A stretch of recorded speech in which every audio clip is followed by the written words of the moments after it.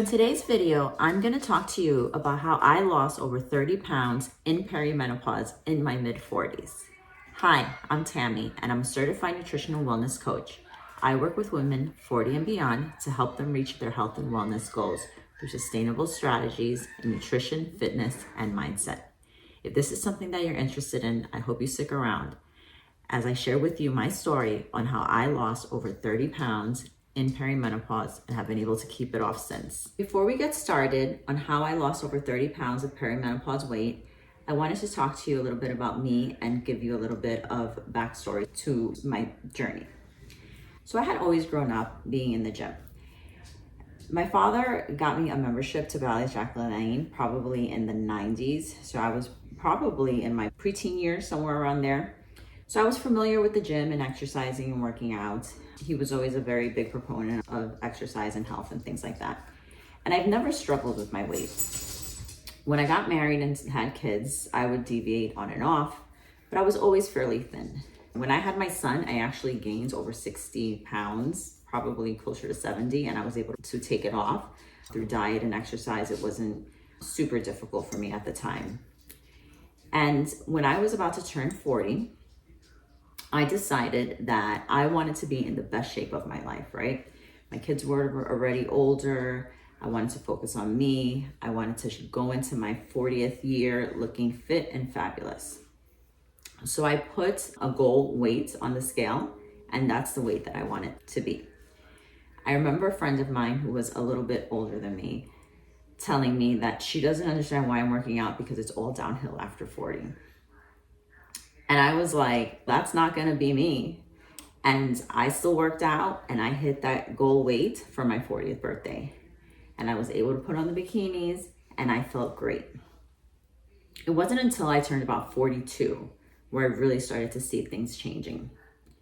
All of a sudden, no matter what I was doing, because I hadn't changed a thing, I was putting on weight in areas that I had never put on weight before. My midsection felt like it was just growing by the day. So of course I did what every other woman does, and I cranked it up on the exercise. So at this point I was working out 5 days a week, going to the gym after work, and then I had added a couple of spinning classes in the morning. So not only was I getting home late, working out, getting up early, going to the spinning classes, I added some HIIT classes on the weekends. And all that did was get me exhausted. I was tired all the time, I was irritable, and I just kept gaining the weight.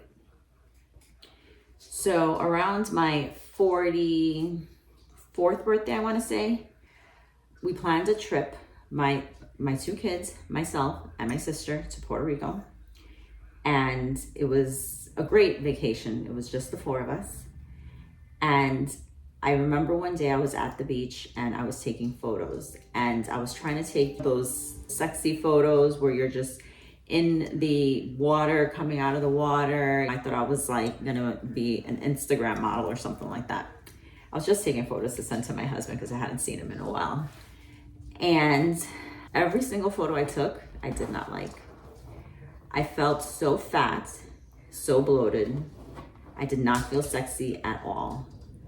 I remember looking back at the photos of that family trip, and although it was an amazing family vacation, I did not like one single photo of myself.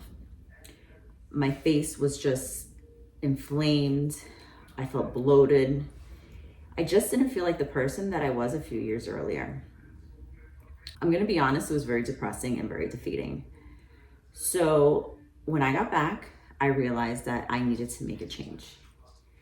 And I started really researching on why it is that women at this age start gaining so much weight at such a rapid pace. And why is it that so many women can't figure out how to make it stop or how to reverse it, right? So one of the things that I started to do was I started to track my nutrition. I immediately started tracking macros. And I had not ever been a proponent of macros. I thought it was a sort of disordered eating, right? Like, why would you want to track all the food that you eat? That's disordered, right? But it was really eye-opening when I started tracking my macros on exactly what I was consuming and how much I was putting into my body. I had always eaten healthy, or what I thought was healthy. And what I quickly realized was that I was eating too much healthy. And although I still eat a significant amount, people are actually surprised on how much I eat. I eat enough to fuel my body and not to overfuel my body. So at the end of the day, if you want to lose weight, no matter what anybody tells you, you need to be in a caloric deficit. But the catch is that you can't be in a deficit that's too low, because if it's too low, then you're doing the opposite and your body's going to start holding on to that weight because you're not going to be giving your body enough calories and enough fuel in order for it to do the things that it needs to do. So I started playing around with macros, learning about them, researching about them. I quickly realized that I was under eating protein significantly.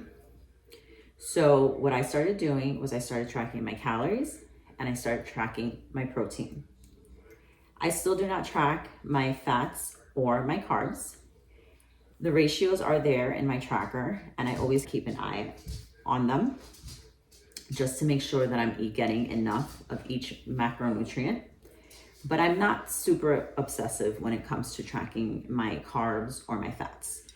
As long as I hit my protein goal every day, and as long as I stay within my calories, depending on what stage I am in my fitness, I'm doing well.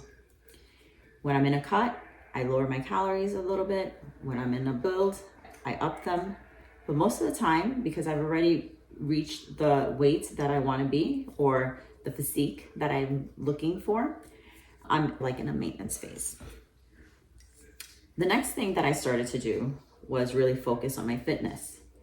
As I mentioned earlier, I was doing everything. I was literally working out 6 to 7 days a week and I was exhausted. So what I did was that I dialed it back significantly. Right now, the only cardio that I do is walking. I focus on getting a daily step goal in. It's usually around 8,000 steps. Some days I get it, some days I don't. On the weekends, I notice I take a lot more steps than I do during the week on specific days. Like most of you women out there, I do have a full-time job and it is a desk job. And I also travel a lot for work, so I do spend a lot of time behind the wheel and driving. So on those days, it does make it a little more difficult to get my steps in. But on the weekends, I'm usually very active and I always surpass my step goal. So on average, I'm always taking about 8,000 steps a day on my weekly average. Now, like I mentioned, I was doing the spinning, I was doing the HIIT classes. I cut those out completely. I have not taken a spinning class in I don't know how long. I have not taken a HIIT class even longer. And I really just started focusing on strength training. And instead of strength training 5 days a week, I've cut it to 4. And sometimes I even do 3, depending on the week. But I'm consistent for the most part on my 4-day split. This split allows me to be flexible in my lifestyle. Like I said, I have a very busy job.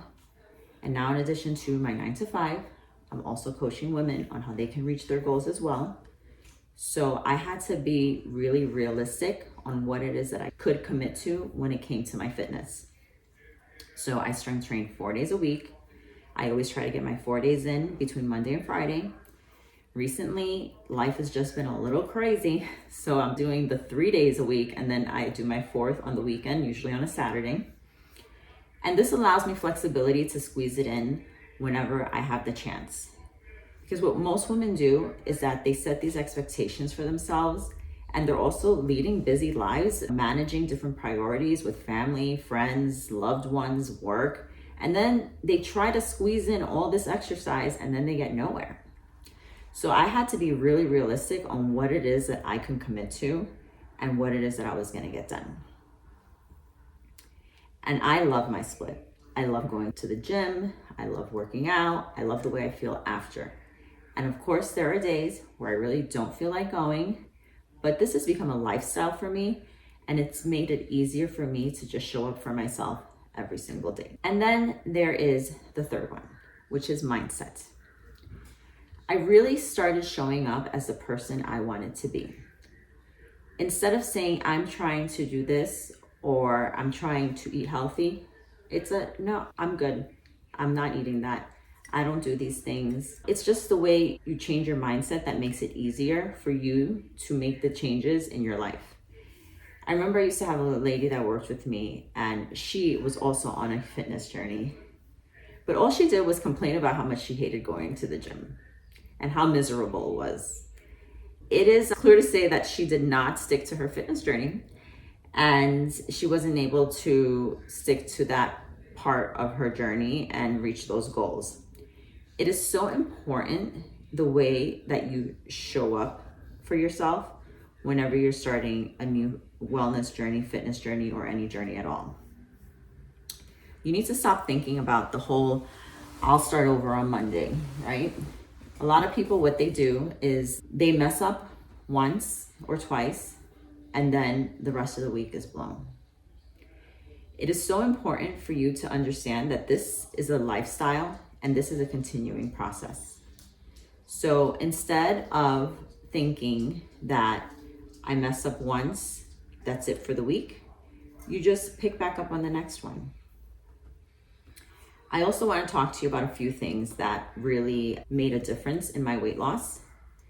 So during this time, I had decided that I was going to cut back on drinking.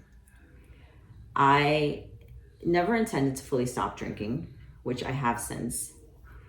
But when I started understanding how alcohol played into my plan and how these were basically empty calories that I was just adding to myself, and recovery and how I felt afterwards, I just decided I was going to cut back alcohol. And to me, that was probably one of the hardest things I had to do. I was one of those people that I prided myself on the fact that I could drink. And I lived for my happy hours on Fridays and the clubs on Sundays. And I was literally living in a hungover state for probably a couple of days. But I never realized I was living in a hungover state because I was so used to being in that state. So when I stopped drinking, very quickly I realized how good I felt, how I could show up and wake up every morning feeling fresh and renewed, and my mental clarity started clearing up. I started feeling better, my digestion got better, I was sleeping better, my anxiety was lowering. So eventually I decided to stop drinking. And to me, that was one of the best decisions I've ever made. Sure, I still go out with my friends, not as often. I still have fun. I still love to go dancing, but I don't need alcohol in order to do those things. And when I had stopped drinking, the amount of people that would question why I wasn't drinking, I almost felt a little bit interrogated. But what I learned worked for me was that instead of telling people I'm trying not to drink, I'm taking a break, no, I'm good for tonight, it would be I don't drink. And those types of mindset shifts made it a lot easier, where instead of saying I'm trying to cut back or I'm trying not to drink tonight, it was a very clear, I do not drink. And that has helped me when it comes to cutting back or stopping alcohol completely. One of the things I also want to talk about, like I mentioned earlier, was how important it is the way you speak to yourself. If you are constantly putting yourself down, if you are looking in the mirror and you're either thinking or saying to yourself that you don't like the way you look, or that you're never going to get there, or that I'm never going to have that body, you're just not. You need to change how you see yourself and how you see your future self, because that is going to get you to the final result. Saying I will never have a flat stomach, I will never get the muscles that I want, I will never get the physique, that's not going to get you anywhere. You really need to start changing on how you speak to yourself in order for everything else to come into place. Those are the top 3 things that I did. to lose over 30 pounds of perimenopause weight. I've been able to keep it off for several years. And in this journey, I grew such a love and a passion for health and wellness and fitness in midlife that I decided to get certified. So a little over a year ago, I got certified as a nutrition coach. I've been working with women since to help them reach their goals, whatever they may be. And if I can help one woman at a time become the best version of herself, that's all that matters to me. Because I truly feel that in order for us to show up in life, we have to be happy with who we are, physically, mentally, spiritually, and beyond. So I hope you like the story. It was a little bit chatty. That's like my style. I tend to ramble, so hopefully it wasn't too long-winded for you. And if you enjoyed this, I hope that you listen and watch the rest of my videos as I share my journey, my life, my experiences, and also share tips on how you can become the best and healthiest and fittest version that you can be in midlife.